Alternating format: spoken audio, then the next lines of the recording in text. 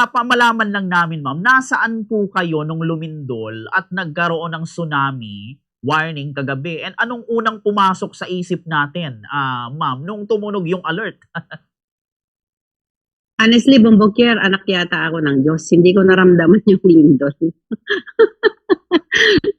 So, naalala ko tuloy yung uncle ko na pumanaw na way back 2011.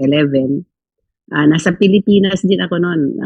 Nanganak ako sa aking anak. So, yung bunso kong anak, so 15 years old na siya ngayon. Sabi nga niya, anak daw ako ng Diyos kasi hindi ko naranasan yung malaking pagyanig dito. So, yung nangyari ngayon, although ako ay nandito sa Tokyo, hindi ko po naramdaman actually yung lindol kahapon. Okay po. Eto malaman namin, Ma'am Miles, gaano po, para lang alam ng ating audience, ma'am, gaano po kalakas yung pagyanig, especially ma'am dyan sa inyo pong lugar na tinitirhan or sa inyo pong kung saan kayo naka-stay, and nakapag-evacuate ba kayo ma'am or nag-stay put lang kayo, Ma'am Miles? Bombokyer, nasa Tokyo ako, no? And this place is very far sa Hokkaido Prefecture, Aomori, Miyagi, Fukushima, Ibaraki, and Chiba. No? Medyo malayo kami dito. So, nandun lang kami sa mga 3 magnitude. No? So, hindi gaanong mayanig. No? Pero kung pag-uusapan natin, ang 7.7 ay talaga namang kaya nitong gumiba, no, ng isang bahay. Malakas. Okay po, yun. Ito ma'am, bago ko makalimutan, nakatunghay din sa atin ngayon etong linya ma'am ng atin pang mga kapatid na himpilan, itong Bombo Radio Legazpi sa pamamagitan po ni Bombo Eman Bombase, and sa Bombo Radio Dagupan naman si Bombo Prami. Eto ma'am, mga ilang katanungan na lang bago ko ibahagi dito sa aking ilang mga kasama ngayon. Kung meron din silang tanong, pero ito, isunod kong katanungan ma'am. Kayo personally ma'am, may nakita po ba kayong tsunami wave? And kung meron, gaano kataas yung nakita nyo ma'am na naging epekto sa lugar po ninyo, Ma'am Miles? Yes, ayon sa nakita natin, no, sa mga news o television, umabot ito, Bombokyer, ng 80 centimeter, no? But lifted na ito, no, ng 11:45 kagabi. So bumaba na siya sa mga 20-10 centimeter. So medyo okay na tayo doon. Okay po. Eto ma'am, siguro bigyang daan ko rin ma'am itong mga kasama natin na magtatanong din po sa inyo, ma'am. So unahin ko dito sa bahagi po ng Bombo Radio Legazpi, ayan, kay Bombo Eman.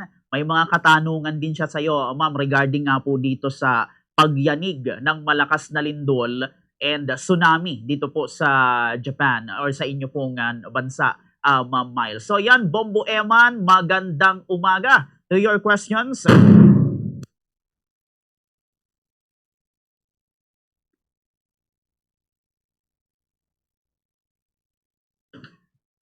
Alright mga kabombo, wala si Bombo Eman. So balikan na lang natin. Dito tayo Ma'am Miles sa Bombo Radio Dagupan kay Bombo Prami. Siguro ito meron din siyang mga katanungan din sa iyo Ma'am Miles. So Bombo Prami, magandang umaga with your questions.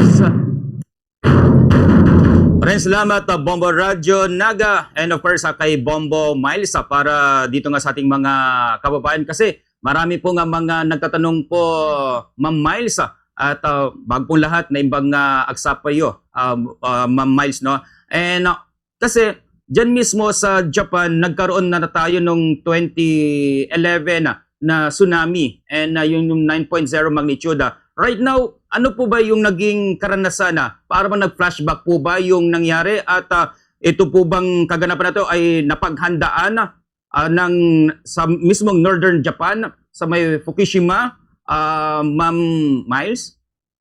Yes, magandang umaga sa iyo, Bombo Prami, ohayo gozaimasu, at magandang umaga din sa ating mga kabombo dyan sa Dagupan. Alright, about sa tsunami, hindi naman kasi talagang kung ikukumpara mo talaga, napakalakas ng tsunami yung 2011. No? Although, ang Japan naman lagi, pagka ganyang may pagyanig, hindi naman kaagad dumarating ang tsunami na bigla-bigla, no? So nabibigyan pa sila ng pag-alarma para sa ganun ay makapaghanda naman itong may mga yate, nakita talaga natin nag-move talaga sila lahat ano para ilagay sa isang safety lugar yung kanilang mga yate at itong mga taong malalapit sa mga karagatan ay agaran nila itong binigyan ng abiso para sila ay makapag-evacuate Bombo Frame.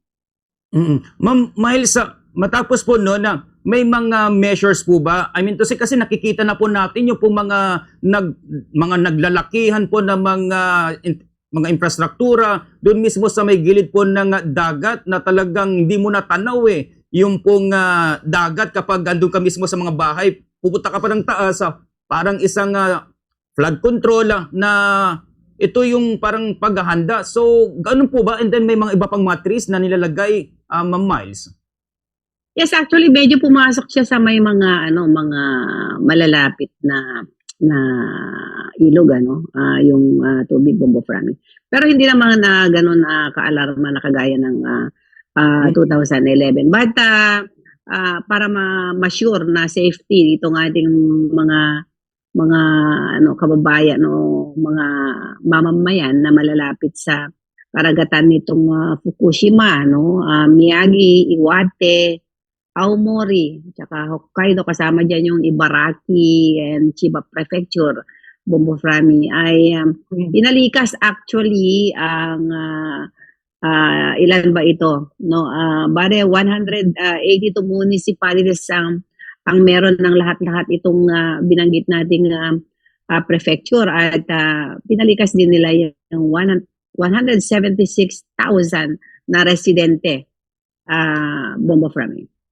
Okay. And Ma'am Miles, right now po ba sa ganito pong mga sitwasyon na ay sabi nga po natin resilient na, I mean to say na sanay na ang mga tao kapag ganito pong mga sitwasyon na, and parang wala na pong mga sabihin po natin na medyo pangamba, Ma'am Miles, kasi parang Pilipinas every time na po nangyayari may mga quarterly earthquake drill po dito, pero dyan sa Japan mas lalo na po dyan talagang napaka-prepared po, Ma'am Miles. Ang baga sana we're used to it, no? Yes. Sanay na kami. Makita mo naman ang mga Japanese pagdating sa ganitong mga trahedya na kumakalma talaga sila kung saan silang lugar. Although nandiyan talaga yung pag-stranded ng mga commuters natin, ng mga sumasakay sa ating bullet train, no? Medyo nagkaroon ng suspension doon sa bullet train na bumabaybay mula dito sa Aomori, Hokkaido, patungo dito sa Tokyo, Bombo Frame. So, although ang mga airports naman ay hindi nagkaroon ng cancellation, So itong mga sasakyan na ito ay talagang pumunta sila, dinala nila yung mga sasakyan nila sa matataas na lugar para maging safety dito sa tsunami alert na ibinigay sa kanila ng gobyerno. Alright. And with that po, Ma'am Miles, maraming salamat po. At siguro yan lang aking katanungan, Bombo Kier. At siguro kung meron pang next round ay pwede pa tayo. Back to you, Bombo Kier.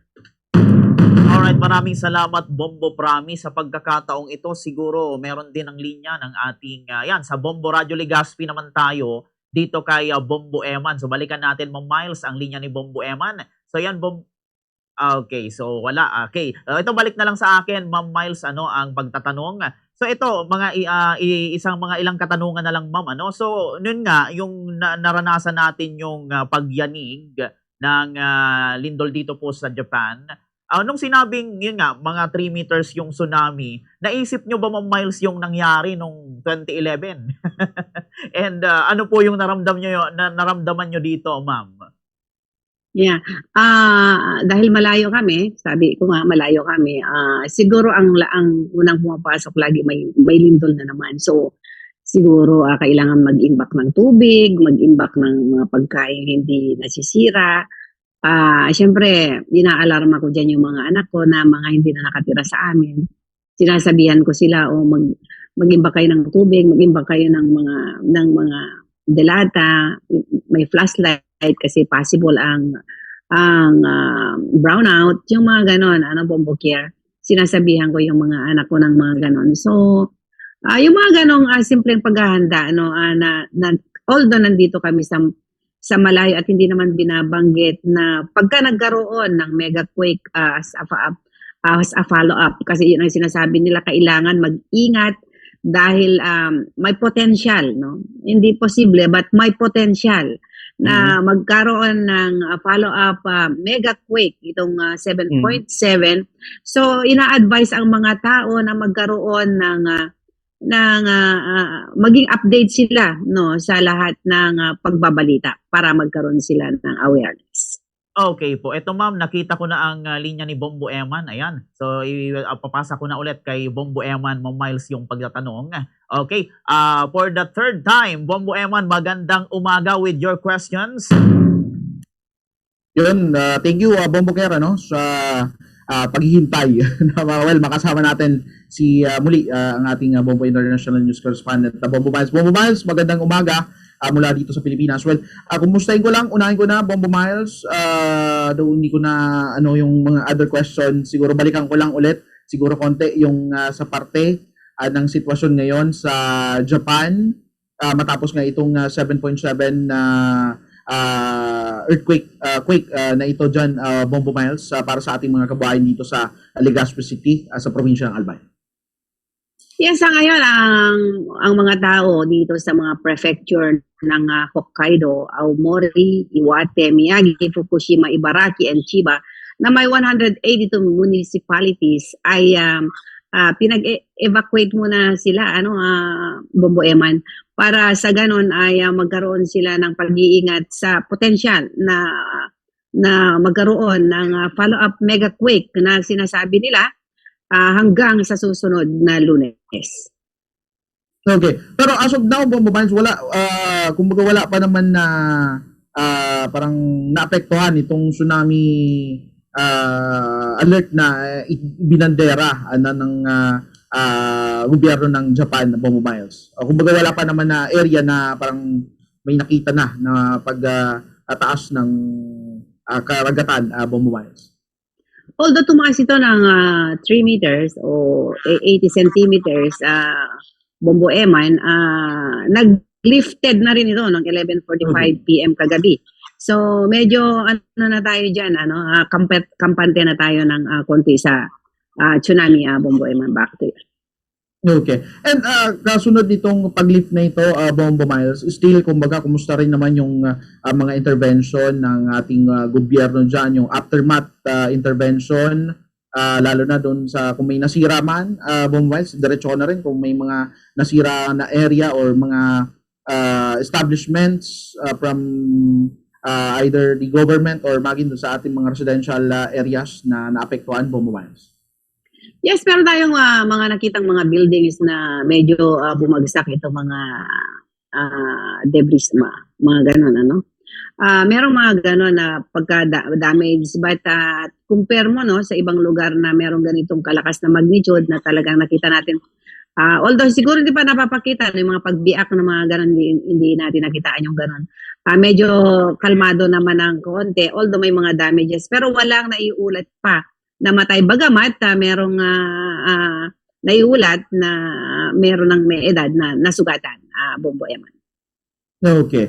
Pero as of now, wala namang casualty sa presenting mga binibigay na details ng local news outlets dyan and maging rin ng gobyerno, Bombo Miles. Yes, ayon po yan sa ating Japan Meteorological Agency, Bombo. Okay. So sa mga ganitong scenario, Bombo Miles, alam ko hindi na to bago sa Japan dahil may mga may malalakas na mga pagtama ng ganitong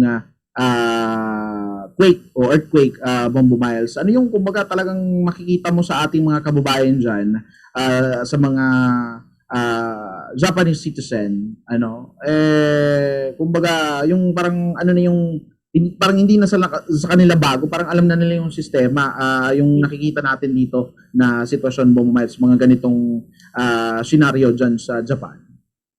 Yes, tama ka dyan, ano, medyo sanay na yung mga tao. Siyempre sa balita, alam mo naman, prone talaga ang Japan sa earthquake. Pero kawawa itong mga may edad na kasi lalo na pinapa-evacuate sila sa medyo mga high level na mga lugar. So, ang sabi nila, medyo nahirapan sila, no, yung paghinga nila dahil kailangan mabilis yung kanilang pag-evacuate, Bombo Eman. So, sa mga ganun siguro, no, medyo nagkakaroon sila doon ng konting sakripisyo.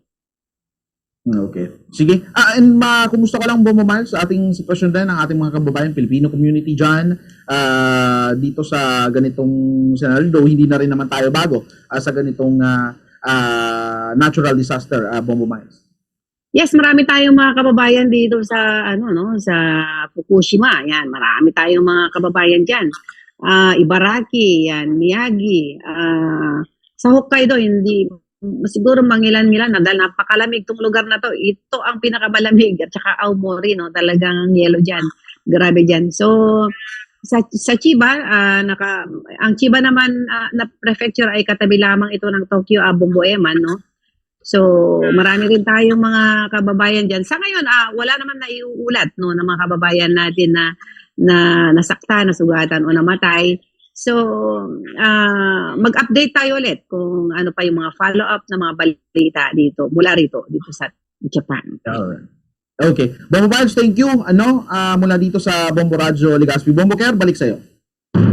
Okay, maraming salamat, Bombo Eman. And syempre, thank you very much, Ma'am Miles, sa pagpaunlak po sa pagkakataong ito na kayo ay aming makapanayama and makahingi po ng updates regarding po dito sa nangyari nga pong paglindol and tsunami dito po sa Japan. So maraming salamat, Ma'am. Ingat po kayo palagi. Maraming salamat din sa iyo, Bombo Care, at maraming salamat sa Bombo Legazpi at Dagupan at sa lahat ng ating mga kabombo na nanonood ngayong umaga.